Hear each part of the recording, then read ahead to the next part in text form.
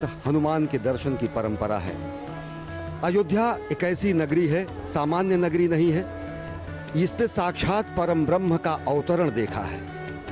परम ब्रह्म का अवतरण इसी अयोध्या नगरी में हुआ। राम नगरी बनने का गौरव इसे और विलक्षण बनाता है। भगवान श्री राम अगर अगम, अगोचर और अनंत हैं, तो अयोध्या नगरी का अस्तित्व अनादिकाल से अद्भुत, अलौकिक और अक्षुण्य है। श्री राम नाम ही अयोध्या को संस्कृति के सर्वोच्च शिखर पर बैठाता है। भगवान श्री राम कोटि कोटि जनगण के मन और हृदय में वास करते हैं। प्रधानमंत्री नरेंद्र मोदी पहुंच चुके हैं हनुमानगढ़ी। परंपरा का निर्वहन करते हुए प्रधानमंत्री यहां पर पवन सुत हनुमान के दर्शन करेंगे। सीढ़ियों को चढ़ते हुए भारतीय वेशभूषा में, परंपरागत परिधान में प्रधानमंत्री नरेंद्र मोदी और उत्तर प्रदेश के मुख्यमंत्री योगी आदित्यनाथ इस समय पहुंच चुके हैं भगवान हनुमान के दरबार में।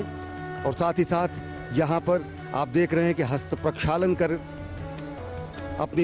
अपने जूतों को उतारकर हस्त प्रक्षालन कर अब वो परंपरागत तरीके से हनुमान जी के दर्शन के लिए अभिमुख हो रहे हैं। माननीय प्रधानमंत्री महोदय का आगमन हो चुका है हनुमंत लाल के दरबार में और वो अब पूजन अर्चन करेंगे। मुख्यमंत्री उत्तर प्रदेश योगी आदित्यनाथ जी उनके साथ साथ हैं।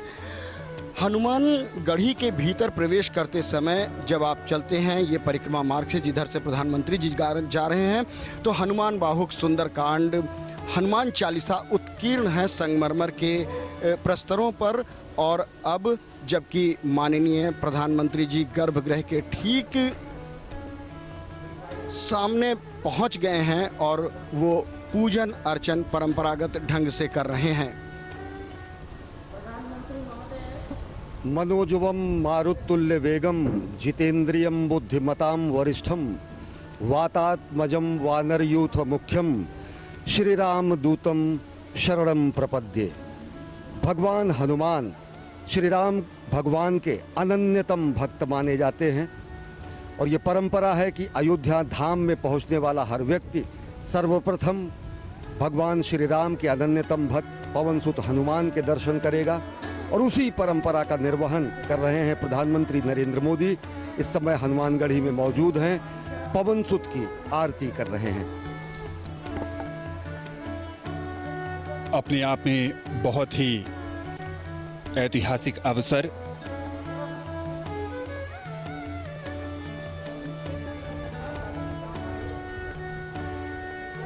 प्रधानमंत्री नरेंद्र मोदी हनुमानगढ़ी में राम भक्त हनुमान की अर्चना करते हुए और अब परिक्रमा कर रहे हैं।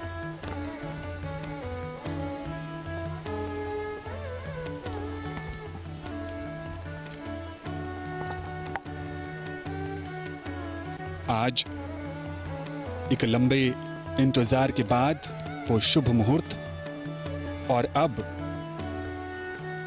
राम भक्त हनुमान के हनुमानगढ़ी में प्रधानमंत्री। मान्यताओं के अनुसार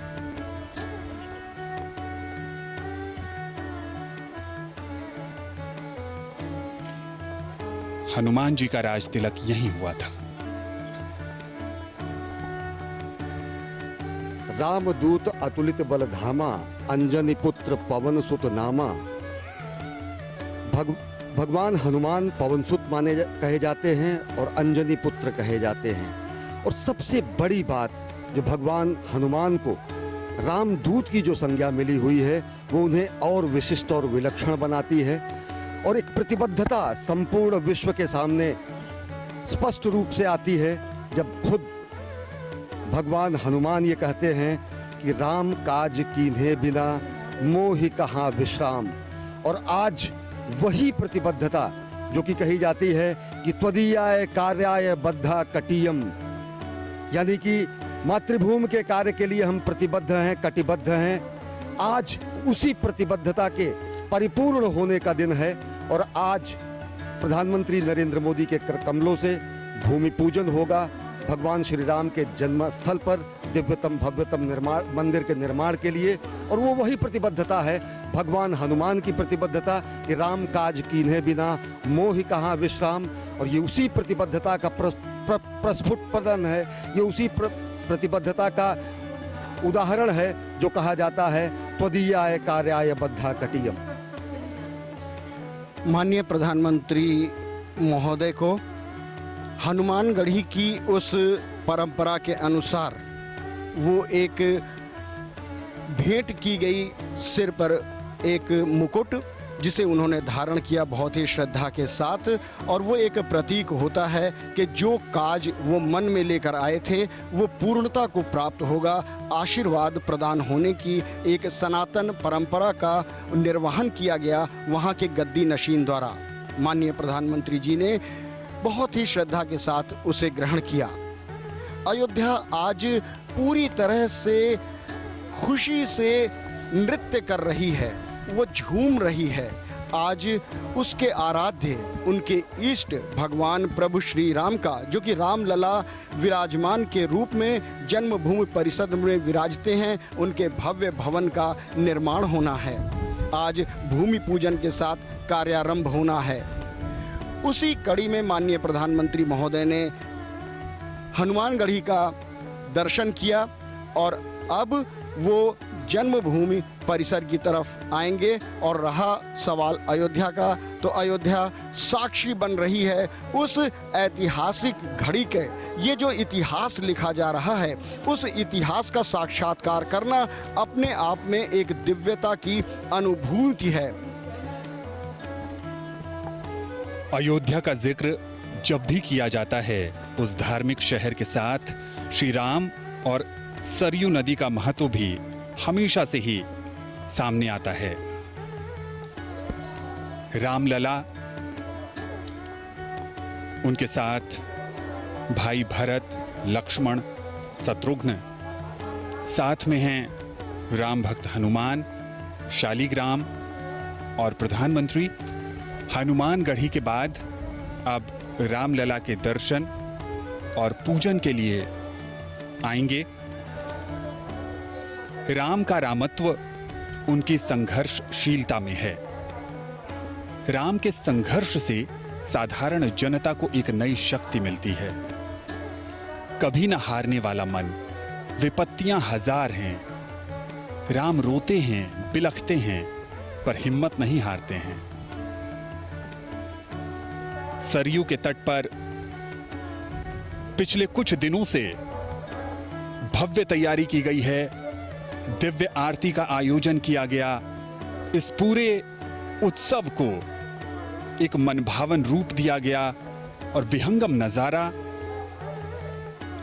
अपने आराध्य, अपने प्रभु मर्यादा पुरुषोत्तम राम को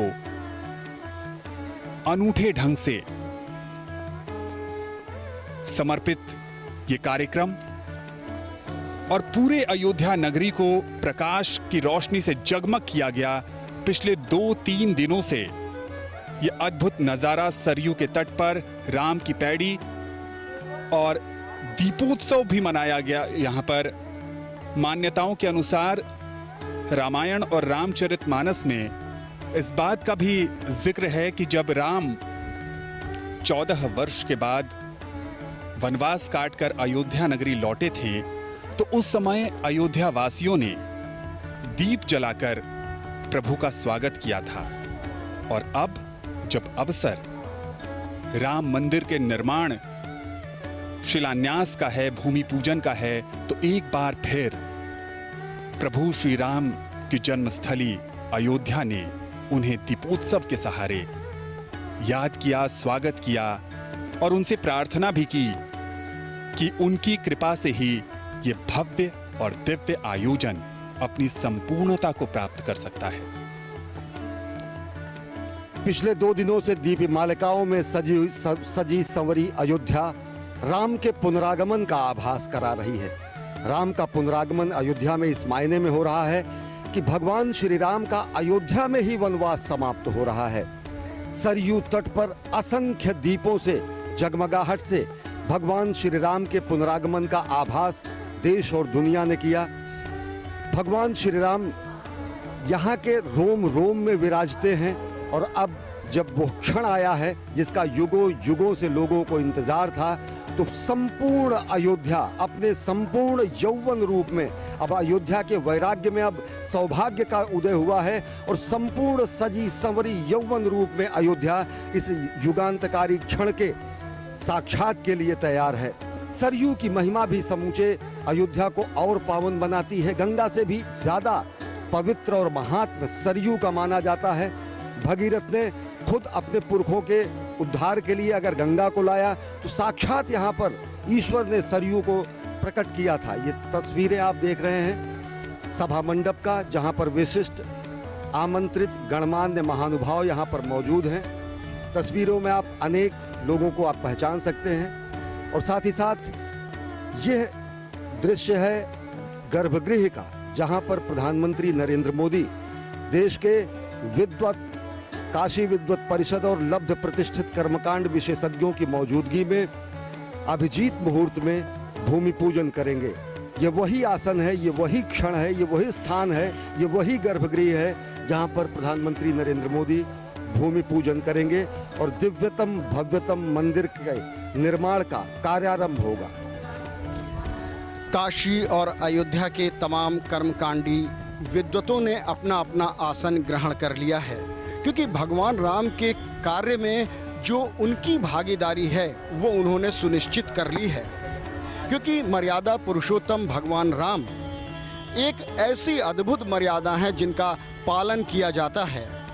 राम हमारे समाज के लिए एक आचरण है जिन्हें हम अपने स्वभाव में ढालते हैं। राम एक जीवन शैली है जिसे हम प्रतिदिन जीते हैं और जीने की प्रक्रिया में हम सुख और आनंद पाते हैं। कष्टों, दुखों, विपत्तियों, आपत्तियों में किस तरह से धैर्य धारण करना है, ये हमें प्रभु श्री राम सिखाते हैं। सीमित संसाधनों से अजेय पराक्रमी को भी परास्त करने की कला हमारे राम जी ही हमें सिखाते हैं। और इसीलिए राम किसी देश, काल, जाति, धर्म या पंथ से बंधे नहीं हैं। पूरे विश्व में राम को एक आदर्श, एक मर्यादा और एक आचरण के रूप में पूजा जाता है। राम अखिल ब्रह्मांड के नायक हैं। थाईलैंड में जो रामायण चलती है उसे रामकियन के नाम से जाना जाता है। बैंकॉक के शाही बुद्ध मंदिर पर कहें तो वहाँ भी राम कथा का अंकन मिलता है। इंडोनेशिया में राम को राष्ट्रीय पुरुष माना गया है और रामायण को वहाँ के लोग अपनी सांस्कृतिक धरोहर कहते हैं। मलेशिया की बात करें तो वहाँ भी कठपुतलियों से राम कथा का मंचन किया जाता है, जिसे हिरायत सेरी रामा कहते हैं। सुदूर रसिया में वर्षों पहले अलेक्साई वारानिकोव ने रशियन भाषा में रामायण का अनुवाद किया। पादरी एटकिंस ने सबसे पहले श्री रामचरितमानस का अनुवाद किया।